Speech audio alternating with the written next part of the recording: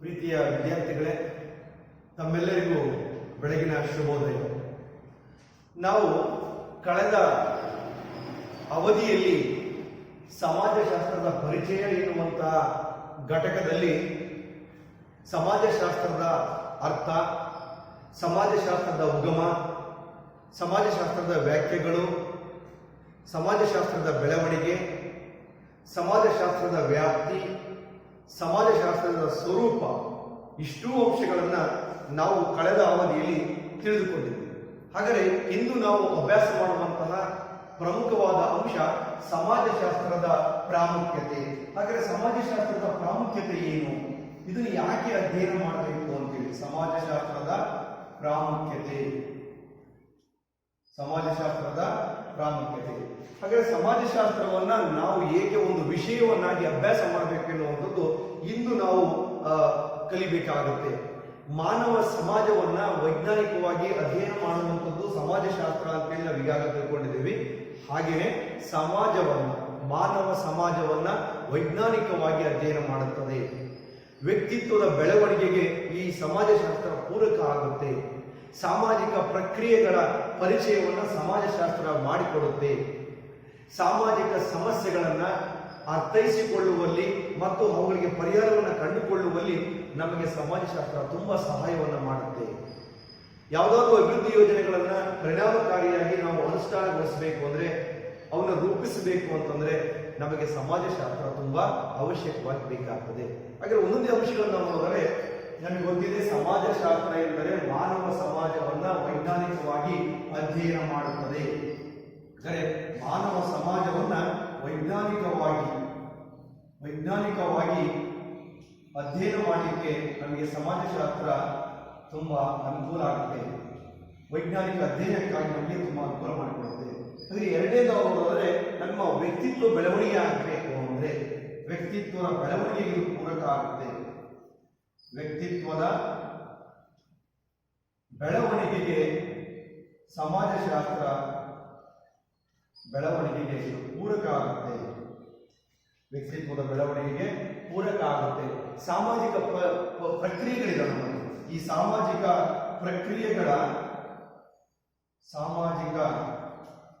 ಪ್ರಕ್ರಿಯೆಗಳ ಬಗ್ಗೆ ನಮಗೆ ತಿಳ್ಕೊಳ್ಳಕ್ಕೆ ಈ ಸಾಮಾಜಿಕ ಪ್ರಕ್ರಿಯೆಗಳ ಬಗ್ಗೆ ನಾವು ತಿಳ್ಕೊಳ್ಳಿಕ್ಕೆ, ಅವುಗಳ ಪರಿಚಯ ಮಾಡಿಕೊಳ್ಳಿಕ್ಕೆ ನಮಗೆ ತುಂಬಾ ಅನುಕೂಲ ಆಗುತ್ತೆ, ಪರಿಚಯ ಆಗ್ತದೆ. ಜೊತೆಗೆ ಸಾಮಾಜಿಕ ಸಮಸ್ಯೆಗಳು, ಈ ಸಾಮಾಜಿಕ ಸಮಸ್ಯೆಗಳನ್ನ ಅರ್ಥ ಮಾಡಿಕೊಳ್ಳಿಕ್ಕೆ ಮತ್ತೆ ಅವುಗಳಿಗೆ ಪರಿಹಾರವನ್ನು ಕಂಡುಕೊಳ್ಳಿಕ್ಕೆ, ಸಾಮಾಜಿಕ ಸಮಸ್ಯೆಗಳು ಹಾಗೂ ಪರಿಹಾರಗಳನ್ನು ಕಂಡುಕೊಳ್ಳಿಕ್ಕೆ ನಮಗೆ ಸಮಾಜಶಾಸ್ತ್ರವನ್ನ ನಾವು ಅಭ್ಯಾಸ ಮಾಡಬೇಕಾಗುತ್ತೆ. ಯಾವುದಾದ್ರೂ ಅಭಿವೃದ್ಧಿ ಯೋಜನೆಗಳನ್ನು ನಾವು ರೂಪಿಸಬೇಕು ಅಂದ್ರೆ ನಮಗೆ ಸಮಾಜಶಾಸ್ತ್ರ ಅಭಿವೃದ್ಧಿ ಯೋಜನೆಗಳನ್ನು ನಾವು ರೂಪಿಸಬೇಕು.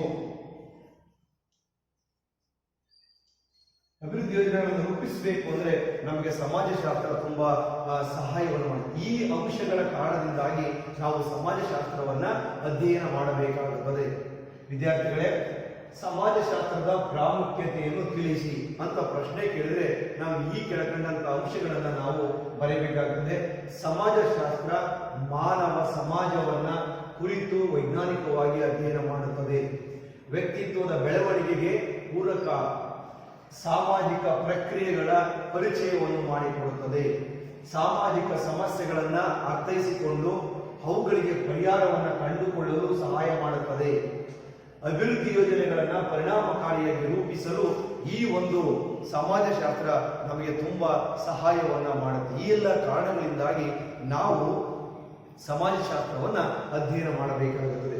ಹಾಗಾದ್ರೆ ಆರಂಭಿಕ ವಿದೇಶಿ ಸಮಾಜಶಾಸ್ತ್ರಗಳು, ಈಗ ನಾವು ಕಲಿಯುವಂತಹ ಅಂಶ ಏನಪ್ಪ ಅಂದ್ರೆ ವಿದೇಶಿ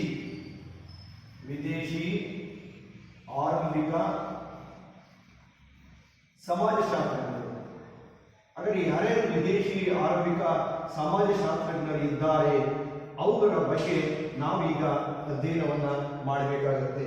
ವಿದೇಶಿ ಆರಂಭಿಕ ಸಮಾಜಶಾಸ್ತ್ರಜ್ಞರು, ಅದರಲ್ಲಿ ಮೊಟ್ಟ ಮೊದಲಿಗರು ಯಾರಪ್ಪ ಅಂದ್ರೆ ಒಂದನೇದು ಆಗಸ್ಟ್ ಕಾಮ್ಟೆ.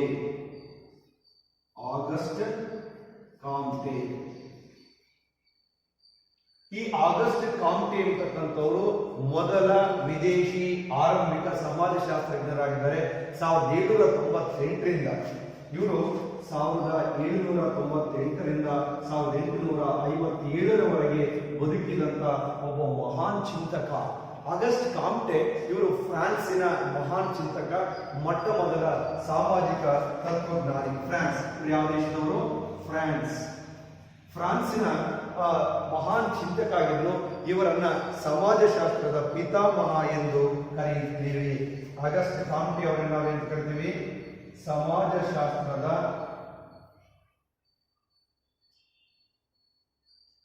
ಪಿತಾಮಹ. ಸಮಾಜಶಾಸ್ತ್ರದ ಪಿತಾಮಹ ಯಾರಂದ್ರೆ ಆಗಸ್ಟ್ ಕಾಮ್ಟೆ.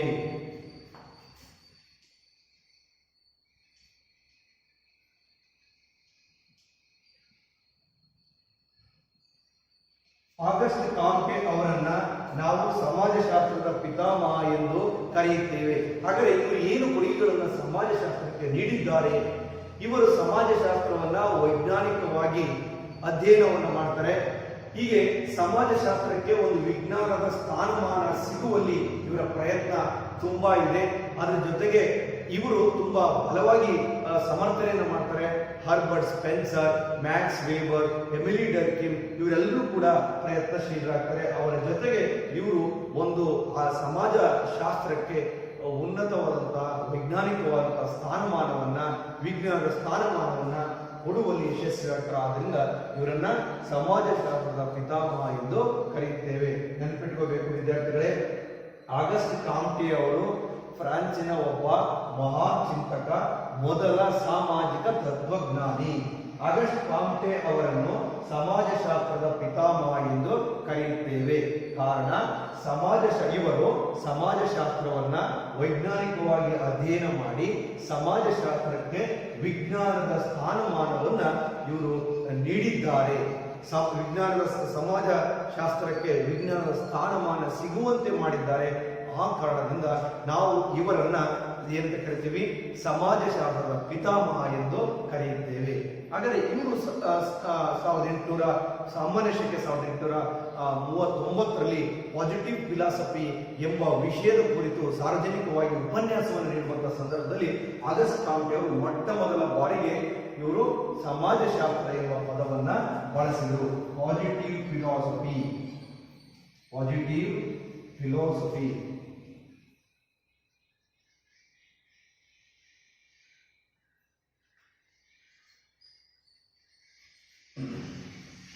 ನೋಡಿ. ಈ ಪಾಸಿಟಿವ್ ಫಿಲಾಸಫಿ ಎನ್ನುವಂತಹ ಒಂದು ಉಪನ್ಯಾಸ ಮಾಡುವಾಗ ಈ ವಿಷಯದ ಕುರಿತು, ಪಾಸಿಟಿವ್ ಫಿಲಾಸಫಿ ಎನ್ನುವಂತಹ ವಿಷಯದ ಕುರಿತು ಸಾರ್ವಜನಿಕವಾಗಿ ಇವರು ಉಪನ್ಯಾಸ ನೀಡುವಂತಹ ಸಂದರ್ಭದಲ್ಲಿ ಇವರು ಮೊಟ್ಟ ಮೊದಲ ಬಾರಿಗೆ ಇವರು ಸಮಾಜಶಾಸ್ತ್ರ ಎನ್ನುವಂತಹ ಪದವನ್ನು ಬಳಕೆ ಮಾಡಿದರು. ಇವರ ಪೂರ್ಣ ಹೆಸರು, ಆಗಸ್ಟ್ ಕಾಮ್ಟೆ ಅವರ ಪೂರ್ಣ ಹೆಸರು ಇಸಿಡೋರ್ ಆಗಸ್ಟ್ ಮೇರಿ ವಾನ್ಕಾಯ್ಸ್ ರೋಮಿನಿಯನ್ ಕಾಮ್ಟೆ ಅಂತ ನಾವು ಆಗಸ್ಟ್ ಕಾಮ್ಟೆ ಅಂತ ಕರೆದ್ರೆ ಸಾಕು. ದಕ್ಷಿಣ ಫ್ರಾನ್ಸಿನ ಮೋಂಟ್ ಫೆಲ್ವಿಯರ್ ಎಂಬತಕ್ಕಂಥರಲ್ಲಿ ಜನವರಿಯಲ್ಲಿ ಇವರು ಜನಿಸ್ತಾರೆ. ಕ್ಯಾಥೋಲಿಕ್ ಪಂಗಡದಲ್ಲಿ ಇವರು ಜನಿಸ್ತಾರೆ. ಇಂಟೀರಿಯಲ್ ಶಾಲೆಯಲ್ಲಿ ತಮ್ಮ ಆರಂಭಿಕ ಶಿಕ್ಷಣವನ್ನು ಮುಗಿಸ್ತಾರೆ. ಇಂಕೋರ್ ಪಾಲಿಟೆಕ್ ಕಾಲೇಜಲ್ಲಿ ಪ್ರಾಧ್ಯಾಪಕರಾಗಿ ಇವರು ಸೇವೆಯನ್ನ ಸಲ್ಲಿಸ್ತಾರೆ. ಹಾಗಾದರೆ ಇವರ ಕೊಡುಗೆಗಳು ನಮಗೆ ಬಹಳ ಮುಖ್ಯ. ಆಗಸ್ಟ್ ಕಾಮ್ಟೆ ಅವರನ್ನು ನಾವು ಸಮಾಜಶಾಸ್ತ್ರ ಪಿತಾಮಹ ಅಂತ ಹೇಳಿ ಕರೆದಾಗ ನಮಗೆ ಅವರ ಕೊಡುಗೆಗಳನ್ನು ನಾವು ತಿಳ್ಕೊಳ್ಬೇಕು. ಒಂದು, ಪಾಸಿಟಿವ್ ಫಿಲಾಸಫಿ ಎನ್ನುವಂತಹ ಗ್ರಂಥವನ್ನು ಬರೆದಿದ್ದಾರೆ 1851ರಲ್ಲಿ. ಹ್ಯೂಮನ್ ರಿಲಿಜಿಯನ್ ಎನ್ನುವಂತಹ ಪುಸ್ತಕವನ್ನು ಬರೆದಿದ್ದಾರೆ. ಇನ್ನು ಹಲವು ಪುಸ್ತಕಗಳನ್ನ ಸಮಾಜಶಾಸ್ತ್ರಕ್ಕೆ ಅವರು ಕೊಡುಗೆಗಳಾಗಿ ನೀಡಿದ್ದಾರೆ. ಇವರು 1857 ಸೆಪ್ಟೆಂಬರ್ 5ರಂದು ಇವರು 59ನೇ ವಯಸ್ಸಿನಲ್ಲಿ ಮರಣವನ್ನ ಹೊಂದ್ತಾರೆ. ಇದು ಇವರ ಒಂದು ಪ್ರಮುಖವಾದಂತಹ ಕೊಡುಗೆಗಳಾಗಿವೆ. ಹಾಗಾದರೆ ಎರಡನೆಯ ಸಮಾಜಶಾಸ್ತ್ರ, ಆರಂಭಿಕ ಸಮಾಜಶಾಸ್ತ್ರ, ವಿದೇಶಿ ಆರಂಭಿಕ ಸಮಾಜಶಾಸ್ತ್ರದಲ್ಲಿ ಕಾರ್ಲ್ ಮಾರ್ಕ್ಸ್ ಪ್ರಮುಖರು.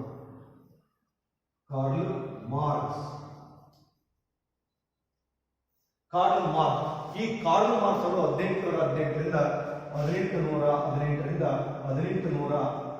1883ರವರೆಗೆ ಇವರು ಬದುಕಿದಂತ ಒಬ್ಬ ಮಹಾನ್ ಸಮಾಜಶಾಸ್ತ್ರದ ಚಿಂತಕ. ಸಾಮಾನ್ಯ ಒಟ್ಟಾರೆ 19ನೇ ಶತಮಾನದಲ್ಲಿ ವಿಶ್ವ ಮಾನ್ಯವಾಗಿರತಕ್ಕಂಥ ಸಾಮಾಜಿಕ ಚಿಂತಕ ಅಂದ್ರೆ ಕಾರ್ಲ್ ಮಾರ್ಕ್ಸ್. ಇವರು ಒಬ್ಬ ರಾಜಕೀಯ ಕ್ರಾಂತಿಕಾರಿ, ಮತ್ತು ಚತುರ ಸಂಘಟಕ ಮತ್ತು ತೀಕ್ಷ್ಣವಾದಂತಹ ಬರಹಗಾರರಾಗಿ ಪ್ರಸಿದ್ಧತೆಯನ್ನು ಪಡ್ಕೊಂಡಿರ್ತಾರೆ. ಕಾರ್ಲ್ ಮಾರ್ಕ್ಸ್ ಅವರನ್ನ ವರ್ಗ ಸಂಘರ್ಷ ಸಿದ್ಧಾಂತದ ಪ್ರವರ್ತಕರು. ಇವರನ್ನ ವರ್ಗ ಸಂಘರ್ಷ ಇದು ಬಹಳ ಮುಖ್ಯ. ವರ್ಗ ಸಂಘರ್ಷ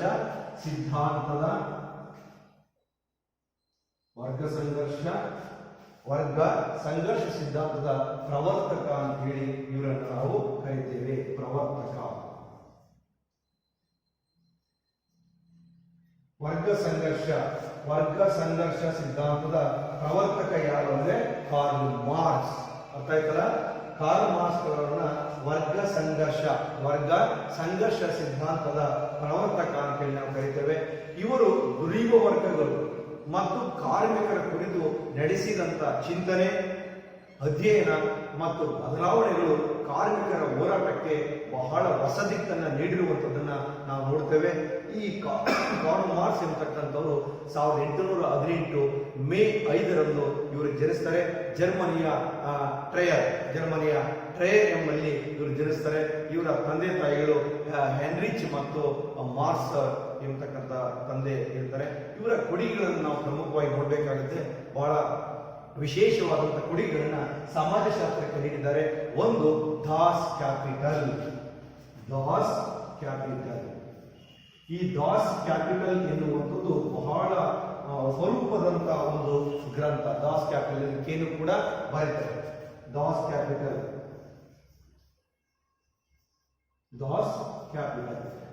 ಕ್ಯಾಪಿಟಲ್ ಎನ್ನುವಂತಹ ಪ್ರಮುಖವಾದಂತಹ ಕೊಡುಗೆ ಯಾಕಪ್ಪ ಅಂದ್ರೆ ಕಾರ್ಲ್ ಮಾರ್ಕ್ಸ್ ಹೇಳೋದು. ಅದರ ಜೊತೆಗೆ ಇವರು the holy family, the German ideology, ಹಾಗೆಯೇ the manifesto of the communist party ಎನ್ನುವಂತಹ ಹಲವು ಗ್ರಂಥಗಳನ್ನ ರಚನೆ ಮಾಡಿ ಇವರು ಸಮಾಜಶಾಸ್ತ್ರಕ್ಕೆ ತಮ್ಮದೇ ಆಗಿರತಕ್ಕಂಥ ಕೊಡುಗೆಗಳನ್ನು ನೀಡಿದ್ದಾರೆ. ಈ ಕಾರ್ಲ್ ಮಾರ್ಕ್ಸ್ ಎಂಬತಕ್ಕಂಥವರು ಮಾರ್ಚ್ 14, 1883ರಂದು ಮರಣವನ್ನು ಹೊಂದುತ್ತಾರೆ. ಇವರ ಮರಣ ಹೊಂದಿದರೂ ಕೂಡ ಇವರ ವಿಚಾರಗಳು, ಇವರ ಚಿಂತನೆಗಳು, ಇವರ ಸಿದ್ಧಾಂತಗಳು ಇನ್ನೂ ಜೀವಂತವಾಗಿರುವಂಥದ್ದನ್ನ ನಾವು ಕಾಣಬಹುದಾಗಿದೆ. ಹಾಗಾದ್ರೆ ಕಾರ್ಲ್ ಮಾರ್ಕ್ಸ್ ಅವರನ್ನ ವರ್ಗ ಸಂಘರ್ಷದ ಸಿದ್ಧಾಂತದ ಪ್ರವರ್ತಕ ಅಂತೇಳಿ ನಾವು ಕರಿತೇವೆ. ಇವರ ಪ್ರಮುಖ ಕೊಡುಗೆಗಳು Das capital, the Holi family, ಇನ್ನೂ ಮುಂತಾದಂತಹ ಕೃತಿಗಳನ್ನ ಇವರು ರಚನೆ ಮಾಡಿದ್ದಾರೆ ಎನ್ನುವುದನ್ನ ನಾವು ತಿಳ್ಕೊಳ್ಬಹುದು. ಹಾಗಾದ್ರೆ ಮತ್ತೊಬ್ಬ ಆರಂಭಿಕ ವಿದೇಶಿ ಸಮಾಜಶಾಸ್ತ್ರಜ್ಞ ಅವರ ಬಗ್ಗೆ ತಿಳ್ಕೊಳ್ಬಹುದು. Emily Durkheim. ಅವರ ಹೆಸರೇನು? Emily Durkheim. ಅವರ ಬಗ್ಗೆ ತಿಳ್ಕೊಳ್ಳೋದು. ಎಮಿಲಿ ಡರ್ಕಿಮ್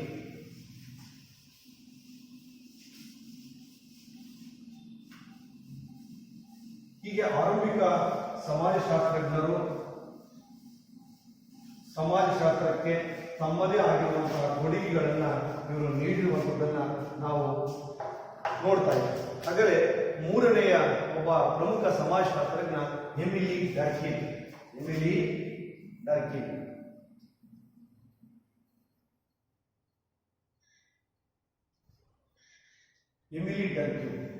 ಈ ಎಮಿಲಿ ಡರ್ಕಿಮ್ ಅಂತಕ್ಕಂಥವ್ರು 1858ರಿಂದ 1917ರವರೆಗೆ ಇವರು ಬದುಕಿದಂತ ಒಬ್ಬ ಮಹಾನ್ ಚೇತನ. ಎಮಿಲಿ ಡರ್ಕಿಮ್ ರವರು 19ನೇ ಶತಮಾನದ ಒಬ್ಬ ಫ್ರಾನ್ಸಿನ ಪ್ರಮುಖ ಸಮಾಜಶಾಸ್ತ್ರಜ್ಞರಾಗಿ ಸೇವೆಯನ್ನು ಸಲ್ಲಿಸ್ತಾರೆ. ಆಗಸ್ಟ್ ಕಾಮ್ಟೆ ಅವರನ್ನ ನಾವು ಸಮಾಜಶಾಸ್ತ್ರದ ಪಿತಾಮಹ ಅಂತ ಕರೆದ್ರೆ, ಎಮಿಲಿ ಡರ್ಕಿಮ್ ಅವರನ್ನ ಸಮಾಜಶಾಸ್ತ್ರದ ಬೆಳವಣಿಗೆಯ ಪಿತಾಮಹ. ಇದು ಬಹಳ ಪ್ರಮುಖವಾದ ಅಂಶ. ಎಮಿಲಿ ಡರ್ಕಿಮ್ ಅವರನ್ನ ಸಮಾಜಶಾಸ್ತ್ರದ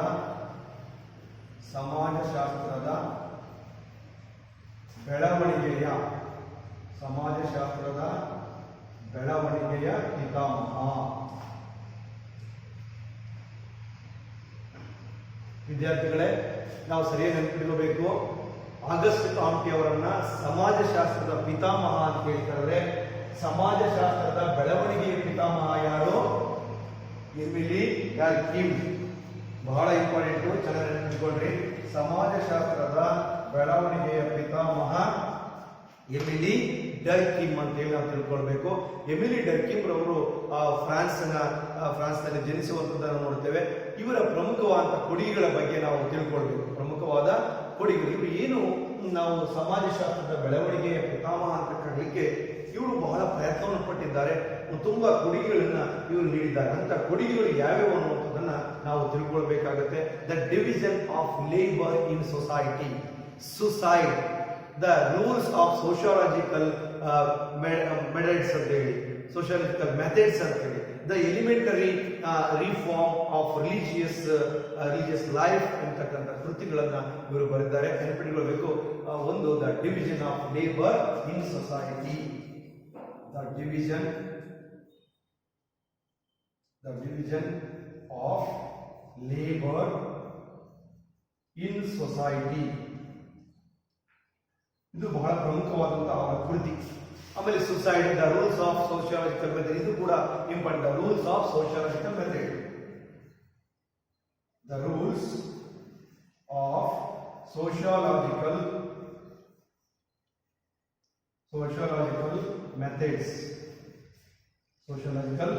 ಮೆಥಡ್ಸ್. ಹೀಗೆ ಎಮಿಲಿ ಡರ್ಕಿಮ್ ರವರು ಸಮಾಜಶಾಸ್ತ್ರಕ್ಕೆ ತನ್ನದೇ ಆದ ಕೊಡುಗೆಗಳನ್ನ ಇವರು ನೀಡಿದ್ದಾರೆ. ಆಗಸ್ಟ್ ಕಾಮ್ಟೆ ಅವರನ್ನ ಸಮಾಜಶಾಸ್ತ್ರದ ಪಿತಾಮಹ ಎಂದು ಕರೆದರೆ, ಎಮಿಲಿ ಡರ್ಕಿಮ್ ಅವರನ್ನ ಸಮಾಜಶಾಸ್ತ್ರದ ಬೆಳವಣಿಗೆಯ ಪಿತಾಮಹ ಅಂತೇಳಿ ನಾವು ಕರಿತೇವೆ. ಇವರ ಪ್ರಮುಖವಾದಂತಹ ಕೊಡುಗೆಗಳು ಅಂದ್ರೆ the division of labour in society, the rules of sociological method, the suicide, the elementary reform and reform of religious life ಎನ್ನುವಂತಹ ಕೃತಿಗಳನ್ನ ಇವರು ಬರೆದಿರುವಂತದ್ದನ್ನ ನಾವು ನೋಡಬಹುದು. ಹಾಗಾದರೆ ಮತ್ತೊಬ್ಬ ಆರಂಭಿಕ ವಿದೇಶಿ ಸಮಾಜಶಾಸ್ತ್ರಜ್ಞರಲ್ಲಿ ಬರ್ತಕ್ಕಂಥವರು ಮ್ಯಾಕ್ಸ್ ವೇಬರ್.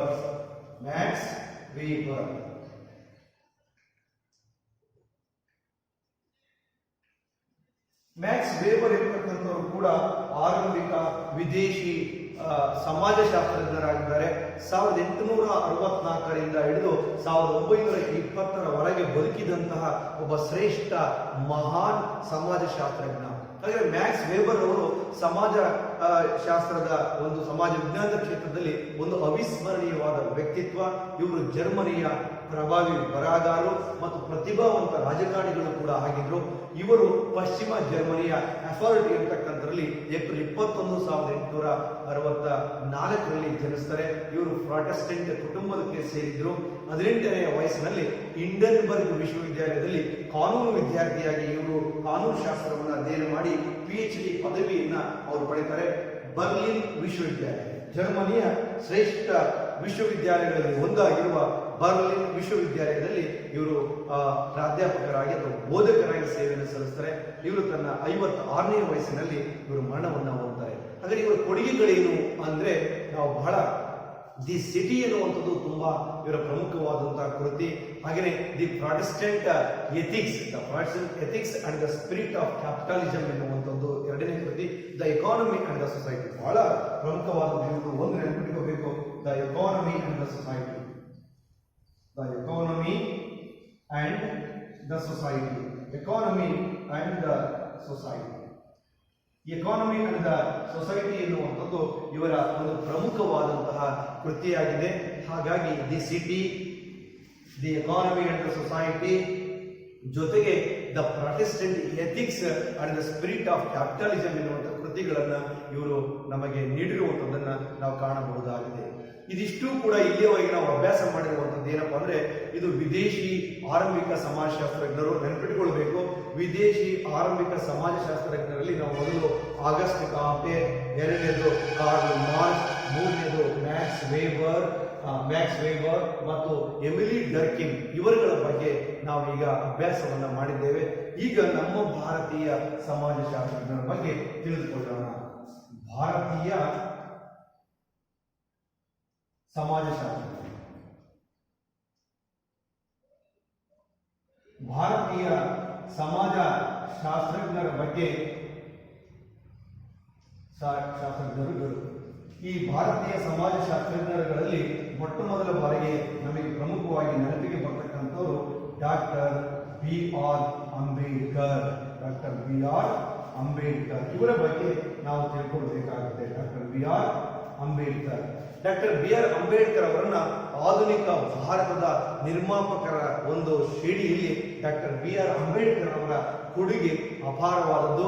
ಜಗತ್ತಿನ ಪ್ರಮುಖ ಸಮಾಜ ಸುಧಾರಕರಲ್ಲಿ ಮತ್ತು ನ್ಯಾಯಶಾಸ್ತ್ರಜ್ಞರಲ್ಲಿ ಡಾಕ್ಟರ್ ಅಂಬೇಡ್ಕರ್ ಅವರು ಮೊದಲಿಗರಾಗ್ತಾರೆ.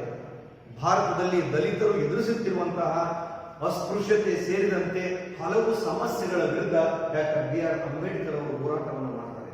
ದಲಿತರ ಹಕ್ಕುಗಳಿಗಾಗಿ ಹಲವಾರು ಸಂಘಟನೆಗಳನ್ನು ಕಟ್ಟಿಕೊಂಡು ಜನರಲ್ಲಿ ಜಾಗೃತಿಯನ್ನು ಮೂಡಿಸ್ತಾರೆ. ಇದೆಲ್ಲಕ್ಕಿಂತ ಮುಖ್ಯವಾಗಿ ನಮಗೆ ಭಾರತದ ಸಾಂಸ್ಕೃತಿಕ ಅಸಮಾನತೆ, ಎಲ್ಲ ಬಗೆಯ ಶ್ರೇಣೀಕೃತವಾದ ಶೋಷಣೆ, ತಾರತಮ್ಯ, ದೌರ್ಜನ್ಯ ಇವುಗಳನ್ನ ಶಿಕ್ಷಣದ ಮೂಲಕ ಭರವಸೆಯನ್ನು ಮೂಡಿಸಿ ಅದನ್ನು ಸಾಧಿಸಿ ತೋರಿಸಿದರಲ್ಲಿ ಮೊದಲಿಗರು ಡಾಕ್ಟರ್ ಬಿ.ಆರ್. ಅಂಬೇಡ್ಕರ್.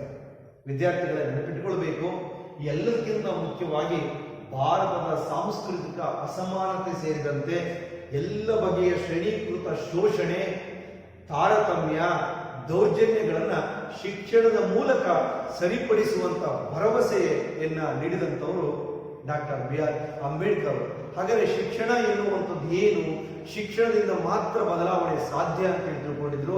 ಅವರ ಪ್ರಕಾರ ಶಿಕ್ಷಣ ಅಂದ್ರೆ ಇದು ತಮ್ಮ ನ್ಯಾಯಸಮ್ಮತವಾದ ಶಿಕ್ಷಣ ಎನ್ನುವಂಥದ್ದು ನ್ಯಾಯಸಮ್ಮತವಾದ ಮತ್ತು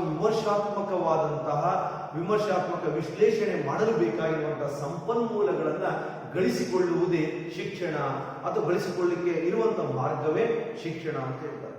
ಹಾಗಾದರೆ ಡಾಕ್ಟರ್ ಬಿ.ಆರ್. ಅಂಬೇಡ್ಕರ್ ಅವರು ಶಿಕ್ಷಣದ ಬಗ್ಗೆ ಈ ರೀತಿ ಹೇಳ್ತಾರೆ. ಅವರ ಪ್ರಕಾರ ಶಿಕ್ಷಣ ವಿಮರ್ಶಾತ್ಮಕವಾದ ಮತ್ತು ನ್ಯಾಯಸಮ್ಮತವಾದ ವಿಶ್ಲೇಷಣೆ ಮಾಡಲು ಬೇಕಾಗುವ ಸಂಪನ್ಮೂಲಗಳನ್ನ ಗಳಿಸಿಕೊಳ್ಳಲು ಇರುವ ಮಾರ್ಗ ಯಾವುದಪ್ಪ ಅಂದ್ರೆ ಅದು ಶಿಕ್ಷಣ ಅಂತ. ಹೀಗೆ ಕ್ರಾಂತಿಕಾರಿ ಚಿಂತನೆಗಳಿಂದ ಡಾಕ್ಟರ್ ಬಿ.ಆರ್. ಅಂಬೇಡ್ಕರ್ ಅವರು ಸಂವಿಧಾನದ ರಚನೆಯಲ್ಲಿ ಅತ್ಯಂತ ಪ್ರಮುಖ ಪಾತ್ರವನ್ನು ವಹಿಸ್ತಾರೆ. ಅದರಲ್ಲಿ ಸಂವಿಧಾನದ ಕರಡು ಸಮಿತಿಯ ಅಧ್ಯಕ್ಷರಾಗ್ತಾರೆ. ಅವರನ್ನ ಭಾರತದ ಸಂವಿಧಾನದ ಶಿಲ್ಪಿ ಅಂತ ಹೇಳಿ ನಾವು ಕರೀತೇವೆ. ಹೀಗೆ ಇವರು ನಮ್ಮ ಸಮಾಜಶಾಸ್ತ್ರಕ್ಕೆ ಅಪೂರ್ವವಾದಂತಹ ಅಪರೂಪದ ಕೊಡುಗೆಗಳನ್ನು ನೀಡಿರುವಂಥದ್ದನ್ನು ನೋಡಬಹುದು. Doctor B R. ಅಂಬೇಡ್ಕರ್ ಅವರು ನಮಗೆ ಗೊತ್ತಿದೆ, ಮಹಾರಾಷ್ಟ್ರ ರಾಜ್ಯದ ಅಂಬವಾಡಿಯಲ್ಲಿ ಇವರು ಜನಿಸ್ತಾರೆ. ಏಪ್ರಿಲ್ 14, 1891 ಜನಿಸ್ತಾರೆ. ಇವರು ಪ್ರಾದೇಶಿಕ ಶಿಕ್ಷಣವನ್ನು ಸತಾರದಲ್ಲಿ ಆರಂಭಿಸಿ ಮುಂದೆ ಮುಂಬೈ ಮತ್ತು ಕೊಲಂಬಿಯಾ ವಿಶ್ವವಿದ್ಯಾಲಯಗಳಲ್ಲಿ ಉನ್ನತ ಶಿಕ್ಷಣವನ್ನು ಇವರು ಪಡೆದರೆ. ಬಹಳ ಪ್ರಮುಖವಾದ ಅಂಶ 1920ರಲ್ಲಿ ಮೂಕನಾಯಕ ಎಂಬ ಪಾಕ್ಷಿಕ ಪತ್ರಿಕೆಯನ್ನ ಇವರು ಸ್ಥಾಪನೆ ಮಾಡ್ತಾರೆ, ಆರಂಭ ಮಾಡ್ತಾರೆ. ಇವರ ಪ್ರಮುಖವಾದಂತಹ ಕೃತಿಗಳು ಜಾತಿ ವಿನಾಶ, ಶೂದ್ರರು ಯಾರು, ಬುದ್ಧ ಮತ್ತು ಅವರ ಧರ್ಮ ಅಂತೀವಿ. ಇವರ ಪ್ರಮುಖ ಕೃತಿ ಜಾತಿ ವಿನಾಶ. ಈ ಜಾತಿ ವಿನಾಶ ಎನ್ನುವಂತಹ ಒಂದು ಕೃತಿಯನ್ನ ಇವರು ರಚನೆ ಮಾಡ್ತಾರೆ. ಜಾತಿ ವಿನಾಶ ಎನ್ನುವ ಕೃತಿಯನ್ನ ಅವರು ರಚನೆ ಮಾಡ್ತಾರೆ. ಅದ್ರ ಜೊತೆಗೆ ಶೂದ್ರರು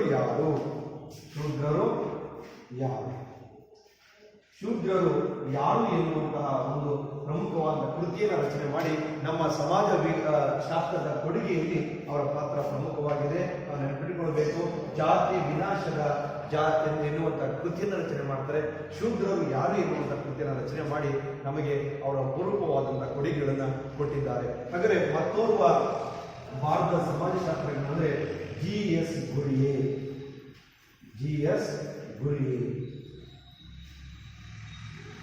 ಜಿ.ಎಸ್. ಗುರಿಯೆ ಅವರು ಕೂಡ ಭಾರತದ ಒಂದು ಪ್ರಮುಖವಾದ ಸಮಾಜಶಾಸ್ತ್ರಜ್ಞರು. ಇವರ ಸಂಪೂರ್ಣವಾದ ಹೆಸರು ಗೋವಿಂದ ಸದಾಶಿವ ಗುರಿ ಅಂತೇಳಿ. ಡಿಸೆಂಬರ್ 12, 1893ರಲ್ಲಿ ಇವರು ಜನಿಸ್ತಾರೆ. ಇವರು ಮಹಾರಾಷ್ಟ್ರದ ಮಾಲೂನಿ ಅಂತಕ್ಕಂಥದ್ರಲ್ಲಿ ಜನಿಸ್ತಾರೆ. ಭಾರತದ ವಿಶ್ವವಿದ್ಯಾಲಯಗಳಲ್ಲಿ ಸಮಾಜಶಾಸ್ತ್ರದ ಅಧ್ಯಯನ ಮತ್ತು ಬೋಧನಾ ವಿಧಾನಗಳ ಬಗ್ಗೆ ಇವರು ಗುರಿ ಅವರು ಪ್ರಮುಖವಾದ ಪಾತ್ರವನ್ನು ವಹಿಸ್ತಾರೆ.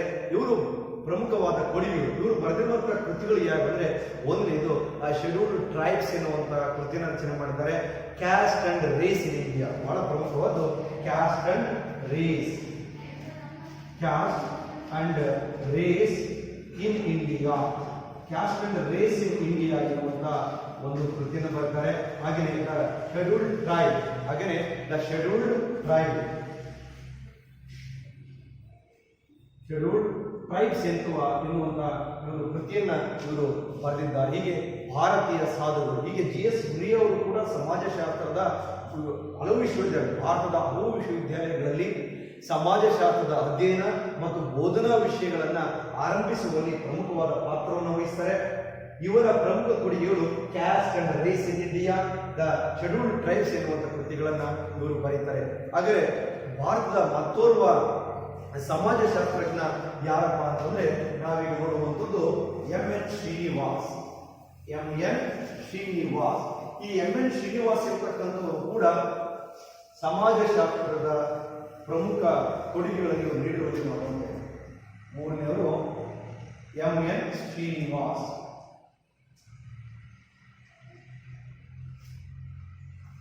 ಭಾರತದ ಪ್ರಮುಖ ಸಮಾಜಶಾಸ್ತ್ರಜ್ಞರಲ್ಲಿ ಎಂ.ಎನ್. ಶ್ರೀನಿವಾಸ್ ಅವರು ಕೂಡ ಒಬ್ಬರು 1916ರಿಂದ 1999 ಒಂದು ಅವಧಿಯಲ್ಲಿ ಜನಿಸಿದಂಥ ಅವಧಿಯಲ್ಲಿ ಇದ್ದಂತಹ ಬದುಕಿದಂತಹ ಒಬ್ಬ ಮಹಾನ್ ಸಮಾಜಶಾಸ್ತ್ರಜ್ಞ ಚಿಂತಕ ಇವರು. ಎಂ.ಎನ್. ಶ್ರೀನಿವಾಸ್ ಅವರು ಅಂತಾರಾಷ್ಟ್ರೀಯ ಖ್ಯಾತಿಯ ಭಾರತದ ಸಮಾಜಶಾಸ್ತ್ರಜ್ಞರಾಗಿ ಇವರು ಸೇವೆಯನ್ನು ಸಲ್ಲಿಸ್ತಾರೆ. ತಮ್ಮ ಅಧ್ಯಯನದ ಆಧಾರದ ಮೇಲೆ ರಿಮೆಂಬರ್ಡ್ ವಿಲೇಜ್, ಬಹಳ ಇಂಪಾರ್ಟೆಂಟ್, ರಿಮೆಂಬರ್ಡ್ ವಿಲೇಜ್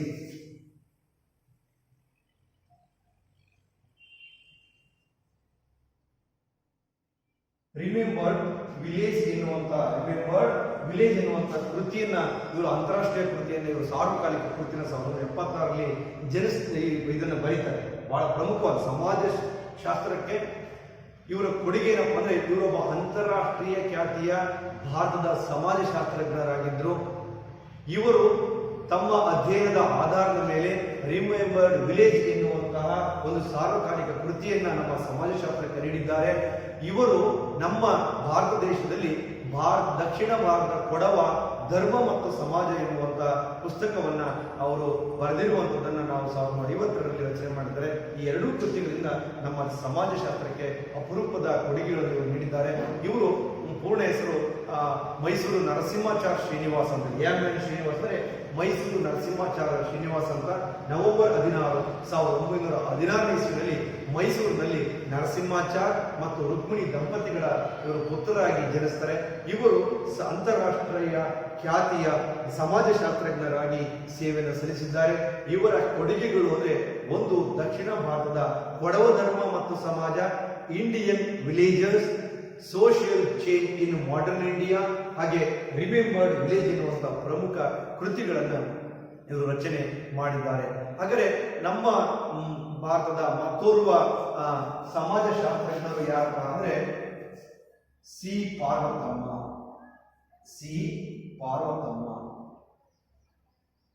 ವಿದ್ಯಾರ್ಥಿಗಳೇ, ಸಿ ಪಾರ್ವತಮ್ಮ ಎಂಬತಕ್ಕಂಥವ್ರು ನಮಗೆ ಬಹಳ ಹತ್ತಿರದ ಇಲ್ಲೇ ಕರ್ನಾಟಕ, ನಮ್ಮ ತಾಯ್ನಾಡಿನವರು, ಕರ್ನಾಟಕ ರಾಜ್ಯದ ಸಮಕಾಲೀನ ಭಾರತದ ಮಹಿಳಾ ಸಮಾಜಶಾಸ್ತ್ರಜ್ಞರಾಗಿದ್ದರು.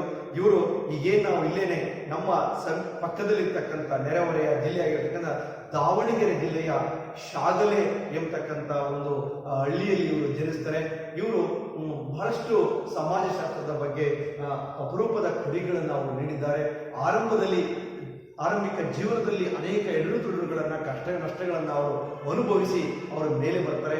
ಹೀಗೆ BA ಆನರ್ಸ್ ಮತ್ತೆ ಮೈಸೂರಿನ ಮಹಾರಾಣಿ ಕಾಲೇಜಿನಲ್ಲಿ ಅವರು ಅಭ್ಯಾಸವನ್ನು ಮಾಡ್ತಾರೆ. ಅವರ ಶಿಕ್ಷಕರ ಸಹಾಯದಿಂದ, ಅವರ ಮಾರ್ಗದರ್ಶನದಿಂದ ಮೈಸೂರಿನಲ್ಲಿ ಉನ್ನತ ವ್ಯಾಸಂಗವನ್ನು ಮಾಡಿ ವಿದೇಶಕ್ಕೂ ಕೂಡ ತೆರಳಿ ಅವರು ಅಲ್ಲಿ ಅಧ್ಯಯನವನ್ನು ಮಾಡಿ ಕೊನೆಗೆ ಭಾರತದಲ್ಲಿ ಕರ್ನಾಟಕಕ್ಕೆ ಬಂದು ಅವರು ನೆಲೆಸ್ತಾರೆ. ಅವರ ಕೊಡುಗೆಗಳು ಏನಪ್ಪಾ ಅಂತಂದ್ರೆ ರಾಜಕೀಯ ಮತ್ತು ಧರ್ಮ, ಸೋಷಿಯಾಲಜಿಕಲ್ ಎಸ್ಟೇಟ್ ಆನ್ ವೀರಶೈವ ಧರ್ಮ, ಸೋಷಿಯಾಲಜಿಕಲ್ ಎಸ್ಟೇಟ್ಸ್ ಆನ್ ವೀರಶೈವ ಧರ್ಮ ಎನ್ನುವಂಥದ್ದು, ಪರಿಷ್ಠ ಜಾತಿ ಮತ್ತು ಪಂಗಡಗಳ ಸಾಮಾಜಿಕ ಮತ್ತು ಆರ್ಥಿಕ ಸ್ಥಿತಿಗತಿಯ ಕುರಿತು ಇವರು ಏನನ್ನು ಬರೆದಿದ್ದಾರೆ, ಕೃತಿಗಳನ್ನು ಬರೆದಿದ್ದಾರೆ. ಹಾಗಾದರೆ ಸಿ ಪಾರ್ವತಮ್ಮ ಕರ್ನಾಟಕ ರಾಜ್ಯದ ಹಾಗೂ ಭಾರತ ದೇಶದ ಪ್ರಮುಖ ಮಹಿಳಾ ಸಮಾಜಶಾಸ್ತ್ರಜ್ಞೆ. ಇವರು ನಮ್ಮ ಕರ್ನಾಟಕ ರಾಜ್ಯದವರು. ದಾವಣಗೆರೆ ಜಿಲ್ಲೆಯ ಶಾಗಲೆ ಎನ್ನುವಂತಹ ಹಳ್ಳಿಯಲ್ಲಿ ಜನಿಸಿ ಆರಂಭಿಕ ಶಿಕ್ಷಣವನ್ನು ದಾವಣಗೆರೆ, ಶಾಗಲೆ ಮತ್ತು ಮೈಸೂರಿನ ಮಹಾರಾಣಿ ಕಾಲೇಜಿನಲ್ಲಿ BA ಆನರ್ಸ್ ಪದವಿಯನ್ನು ಪಡೆದುಕೊಂಡು ವಿಶ್ವವಿದ್ಯಾಲಯದಲ್ಲಿ ತೆರಳಿ ಉನ್ನತ ಅಧ್ಯಯನವನ್ನು ಮಾಡಿ ಇವರು ಸಮಾಜಶಾಸ್ತ್ರಕ್ಕೆ ತಮ್ಮದೇ ಆದ ಕೊಡುಗೆಗಳನ್ನು ಇವರು ನೀಡಿದ್ದಾರೆ. ಇವರ ಪ್ರಮುಖ ಕೊಡುಗೆಗಳು ಅಂದರೆ ರಾಜಕೀಯ ಮತ್ತು ಧರ್ಮ.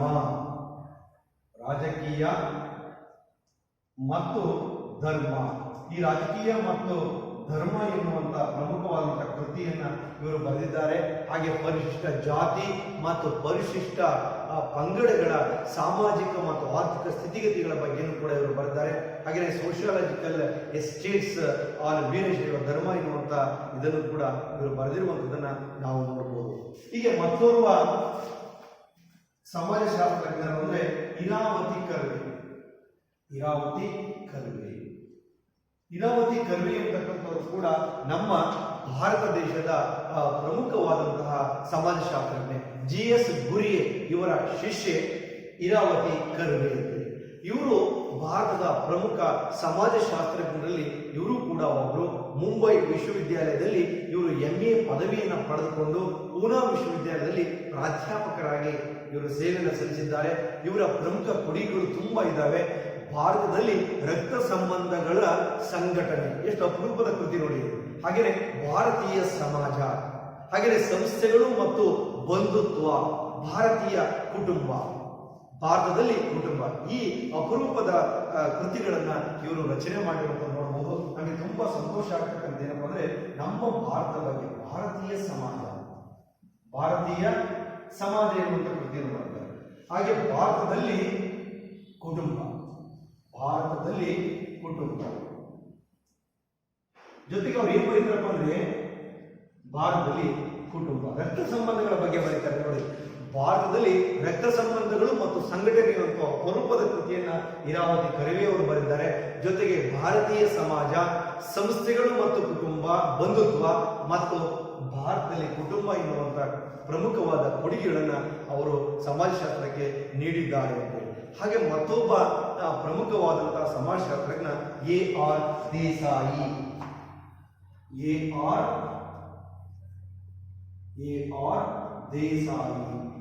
A.R. ದೇಸಾಯಿ ಅಂತಕ್ಕಂಥವ್ರು ಕೂಡ ನಮ್ಮ ಭಾರತೀಯ ಪ್ರಮುಖ ಸಮಾಜಶಾಸ್ತ್ರಜ್ಞರಾಗಿದ್ದಾರೆ. ಇವರು ಕೂಡ ನಮಗೆ ಅಪರೂಪದ ಕೊಡುಗೆಗಳನ್ನು ನೀಡಿದ್ದಾರೆ. 1915ರಿಂದ 1994ರವರೆಗೆ ಇವರು ಬದುಕಿದಂತಹ ಒಬ್ಬ ಮಹಾನ್ ಸಮಾಜಶಾಸ್ತ್ರಜ್ಞ ಆಗಿದ್ರು ಅಂತೇಳಿ. ಇವರ ಒಂದು ಪ್ರಮುಖವಾದ ಕೊಡುಗೆಗಳೇನಪ್ಪ ಅಂದ್ರೆ ಭಾರತದಲ್ಲಿ ರಾಷ್ಟ್ರೀಯತೆಯಲ್ಲಿ ಸಾಮಾಜಿಕ ಹಿನ್ನೆಲೆ ಅಂತೇಳಿ. ಭಾರತದ ರಾಷ್ಟ್ರೀಯತೆಯಲ್ಲಿ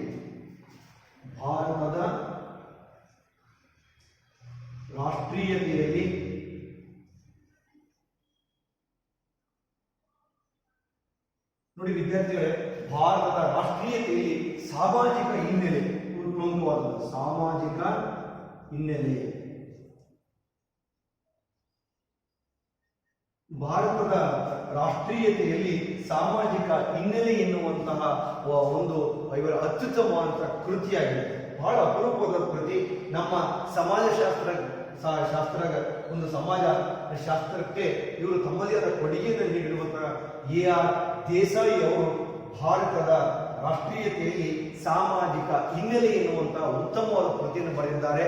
ಇವುಗಳ ಜೊತೆಗೆ ಭಾರತೀಯ ಗ್ರಾಮೀಣ ಸಮಾಜಶಾಸ್ತ್ರ, ಹಾಗೆಯೇ ಕೊಳಗೇರಿಗಳು ಮತ್ತು ನಗರೀಕರಣ, ಇಂಡಿಯನ್ ಸೋಷಿಯಾಲಜಿಕಲ್ ಸೊಸೈಟಿ ಎನ್ನುವಂತಹ ಅಪರೂಪದ ಕೃತಿಗಳನ್ನ A.R. ದೇಸಾಯಿ ಅವರು ರಚನೆ ಮಾಡಿ ನಮ್ಮ ಸಮಾಜಶಾಸ್ತ್ರಕ್ಕೆ ಅಪರೂಪದ ಕೊಡುಗೆಯನ್ನ ಇವರು ನೀಡಿದ್ದಾರೆ. ಹೀಗೆ ಹಲವು ಸಮಾಜಶಾಸ್ತ್ರಜ್ಞರು ಭಾರತ ದೇಶದಲ್ಲಿ ಸಮಾಜಶಾಸ್ತ್ರವನ್ನ ಬೆಳವಣಿಗೆಯಾಗಲಿ, ಸಮಾಜಶಾಸ್ತ್ರದ ಬೆಳವಣಿಗೆಗೆ, ಸಮಾಜಶಾಸ್ತ್ರದ ಒಂದು ಅಧ್ಯಯನಕ್ಕೆ ತಮ್ಮದೇ ಆದಂತಹ ಅಪರೂಪದ ಕೊಡುಗೆಗಳನ್ನು ನೀಡಿರುವಂಥದ್ದನ್ನು ನಾವು ನೋಡ್ತೇವೆ. ನೆನಪಿಟ್ಟುಕೊಳ್ಳಬೇಕು ವಿದ್ಯಾರ್ಥಿಗಳೇ, ಭಾರತೀಯ ಸಮಾಜಶಾಸ್ತ್ರಜ್ಞರಲ್ಲಿ ಪ್ರಮುಖರಾದಂಥವರು doctor B.R. Ambedkar, G.S. Ghurye, M.N. Srinivas, C.